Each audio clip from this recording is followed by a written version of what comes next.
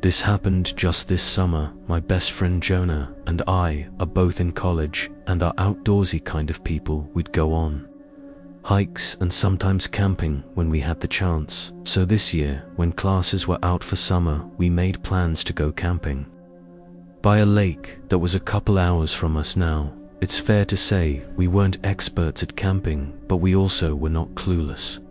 Either we knew what we were doing and didn't stay longer than what we knew would be safe. We set out on the trail in the morning, prepared for 2 full nights. The hike took a bit longer than it was supposed to, but we got to the lake around midday. From what I know, there's hundreds of trails leading to this lake because of how big it is, and there were so many places to camp at that it would be unlikely to run into anyone else. We didn't want to have to talk to other people. So when we arrived and saw that nobody else was here, we were feeling good. The first hour, we just sat down and rested from the long hike. Then we put our tents up in the tree line just outside of the beach. By then the sun was setting. So Jonah got a fire going, and I went out to collect some more dry sticks to keep it running. I picked up a few, not going too far from our tents, but I suddenly heard a noise from just in front of me. I lifted my eyes and looked ahead. It was getting dark, but I could still see most of the woods, and pretty far back there looked to be a person. After looking for more than a couple seconds, I was able to see them walking and confirmed that it definitely was a person out there in the woods. I quickly walked back to the campsite and told Jonah about it. We weren't afraid or anything. It was just a little weird to have seen someone out here in the exact place we were at. I think it also would have been different if they were walking along the beach, but they were just going straight through the woods. Not even on a trail. 15 minutes went by, and the sun was now past the horizon, covering the woods in darkness, and that's when we heard footsteps approaching. A moment later, a man appeared in the light from our campfire. He looked to be in his 30s, with a beard and shoulder-length hair, but I immediately got a bad feeling about him. He smiled at us from across the campfire, then asked us if we knew the way to a specific place. I didn't recognize the name, but it sounded like a trail name. Sorry, I'm not sure where that is, I said softly. The man kept his smile, but just looked at us for another moment before turning around and walking back into the woods, not saying anything else. I looked over at Jonah, and both of us were equally unnerved and confused. After we were sure he was gone, Jonah asked me if that was the same person I'd seen, but I wasn't sure. It probably was, though we spent the rest of that night by the fire trying to think of reasons for the man coming up to us like that. The only thing that would somewhat make sense was if he got desperate for help once the sun went down, but the man didn't seem desperate at all. He asked for directions like everything was normal. If he were desperate, it probably would have been noticeable, and he wouldn't have just left after asking one question. Both of us were getting a little freaked, so we let the conversation die out. Once it was getting closer to bed, we let the fire burn out as well, then got in our tents. I tried to sleep, laying there for at least an hour just listening to the sounds of the woods, but there was just this weird feeling I had that wouldn't even let me close my eyes for too long without getting nervous. And then, after somewhere around 2 hours, I heard it again. Footsteps coming toward our tents. I yelled Jonah's name, then rushed out of my tent and looked into the woods. A figure was standing only 10 feet from me, and just a second later, they turned around and ran back into the woods. Being covered by the darkness, Jonah came out only in time to hear the footsteps running away. But he said he knew exactly what was going on. As soon as I yelled his name, we packed up that night, then waited tiredly for dawn to make our way out of the woods. We don't know who that man was, or what he really wanted. If I hadn't stayed awake, though we might have never left those woods. I live out by the Rocky Mountains in the northwest. I don't go camping all that often anymore now that I'm older, but I'd say I go out there maybe once a year. I'm more of a sitting in the backyard kind of person that going out into the mountains was always worth the hassle. When I did go out, this was a couple years ago, when I'd gone out in the early weeks of fall. The trail I chose was only a 20-minute drive from me. I parked off to the side in a small dirt parking lot, then grabbed my bags and started walking. It was a little colder than I was anticipating, but the trail was eerily nice walk. When I got to the campsite, I set everything down and got my tent up. It was a very small, open area with nothing but trees surrounding it. There were no other tents or anything, so it looked like I was the only one camping out there. The sun was still pretty high up, so after a quick break, I set out on a thin side path that went to an overlook of the mountains I saw online before. I'd left that it was only a 10-minute walk from the campsite, so I didn't bring much other than a water bottle in my basic backpack. When I got there, I sat down and enjoyed the view for a half hour again, and it didn't look like anyone had been out here, which, seeing as it was starting to get colder out, I guess it made sense. Once I was ready, I got up and walked back to the campsite. When I walked up to the open area, something felt wrong. Nothing that I'd left behind looked like it did when I left. Everything was just slightly off. I checked around for anything missing or obvious things having been moved around, but everything was there. Part of me wondered if I was just being paranoid. Everything that I felt was off were things that I could have just remembered wrong, like I was pretty sure that I'd zipped up the tent before leaving, but it was unzipped when I got back. That's not something an animal could do.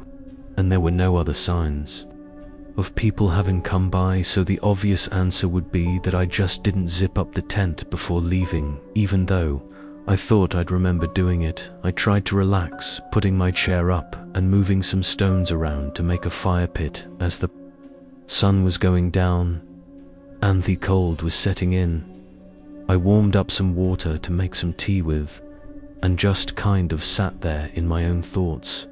After some time, probably an hour, I heard someone walking. I turned toward the sound. Seeing it was from where the trail was, but it was too dark now to see anything beyond the open area. While I watched and listened, it sounded like they were coming in toward the campsite. But then there were a few seconds where I didn't hear anything. I almost felt like they were looking at me from somewhere out on the trail. But then the footsteps started again, walking away from the campsite, but not back on the track trail. It sounded like they were walking off the trail, kind of off to the side of the campsite. I don't know, I was getting a little creeped out. Now the thoughts of everything seeming off before had started to come back to mind. Now that I knew someone else was out here, I didn't know if they were out here before or if they had just arrived. But that's just why it was so unnerving. I didn't know what was going on. Then the footsteps started to get louder again, coming toward the campsite from the other side. I shifted my gaze, but not even a second later, I heard another set of footsteps from behind me. Both were quiet and subtle, but given everything now, it was very clear that they were trying to not be seen as they moved in closer.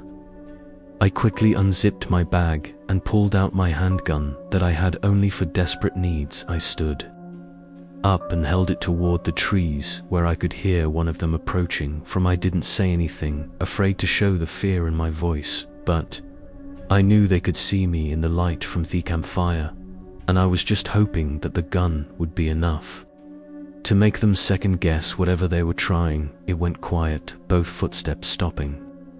I turned all around looking for any movement. After a minute of no sounds at all, I started to put things back in my bag, being careful to not put down my weapon for more than a few seconds at a time. I still hadn't heard them leave, so I knew they had to be watching me from somewhere out there. Once I got what I could fit in my bag, I started to make my way to the trail, leaving only the tent behind.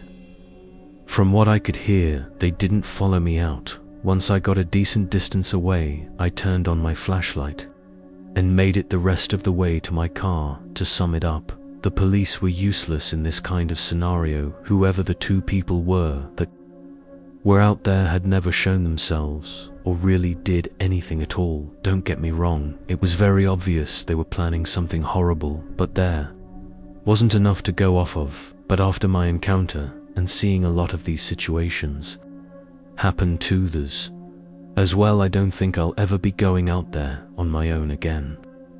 My brother owns a really nice RV that he lets me borrow sometimes. We live 15 minutes from each other, and in a state that is known for camping, hiking, and just outdoor activities in general. It was last fall when I asked if I could borrow his RV to go camping out by a small fishing pond. The weather was getting too cold to comfortably camp in a tent, so the RV was perfect. I really just wanted to spend a few days fishing out there while enjoying the time too. Myself, I went over and picked up the RV, then drove it down to the pond. The trail definitely wasn't made for driving on, being narrow and only made of dirt, but I'd usually see tire marks all over it, so I knew that other people did the same as me.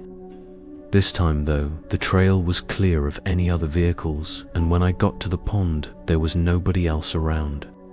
I parked off to the side in case anyone else did show up. Then I pretty much got everything ready and went out to fish right away. I had a couple beers and just sat back. It was really nice. By 5 o'clock, I started cleaning up and getting all my gear back by the RV, and as I did, a pickup truck pulled in from the trail. It was an older, rusty truck that looked like it had been through a lot over the years. There was no camper attached to it, was just the truck. It had tinted windows though, so I assumed they were just using the truck to sleep in as well, which isn't the most uncommon thing I've heard of. They parked on the other side of the field and turned off their headlights, but stayed inside. I finished packing my things back into the RV and went in for the night. I looked out a few times to see if the truck was still there, so I could maybe introduce myself to keep things from being weird, but nothing seemed to have changed. It was a little strange to not say hi when you drove out into the middle of nowhere and happened to be in the same vicinity as someone else, but I just went on with my night, getting in bed and falling asleep by 800 at some time during the night though. I woke up for a minute after hearing a car door open and close. I remember checking out the window and not seeing anyone, and then going right back to sleep. In the morning, I got up and made breakfast, then went back out to fish. The truck was still in the same exact spot as before. It didn't look like they'd done anything or even left the truck at all. I sat out there fishing for well over 3 hours, not seeing any movement from the truck. It was actually getting really unsettling. Either someone was in there and for some reason not leaving at all, or they had left in the middle of tonight. When I heard the door open, both were not normal and made me feel uneasy. I ended up spending the rest of the day in the RV. I couldn't help but feel like they were watching me from inside their truck the whole time I was out there fishing. While in the RV, I looked out the windows multiple times, checking for any change in the truck, but then at just about 7 o'clock p.m. I heard the engine to the truck start. I looked out the window and watched as they pulled around and slowly drove up to the trail, like they were about to leave, but then they stopped right in the middle. A few seconds passed before the truck shut off. Seeing them blocking off the trail immediately made my stomach drop. A man stepped out, clearly in a rush, running up to the bed of his truck and grabbing something out of the back. Then he faced the RV. I left the window and locked up the door, hearing footsteps running toward it. As I did, the door started shaking aggressively as they tried pulling on it from the other side. My mind at this point was almost in this foggy state where I just had no idea what to do. I ran to the driver's seat and started up the RV as it sounded like the man was trying to pry the door open. I pressed on the gas and went toward their truck, slowing down as I approached the back of it, hearing the man chasing me down, though I pressed the RV against the truck and pushed it. As the man ran over and tried to get back in before he could, it slid off their trail and opened up a path for me to get around. I drove out of there and didn't look back until I was on the road. I went a little ways down before I called the police to report what had happened. By the time they got there, though, the truck and the man were gone. I can't be sure as to what the man was intending to do. The obvious answer is that he was trying to rob me, both of the RV and everything in it. But then, why did he spend so long watching me and setting up a whole trap? Why not just block it off right when he arrived, Ando? Everything quickly, it felt like he was watching me, seeing if I was alone, as if he were planning to do more than just taking the vehicle and leaving. I think that if things had gone differently, I would have never been seen after that night.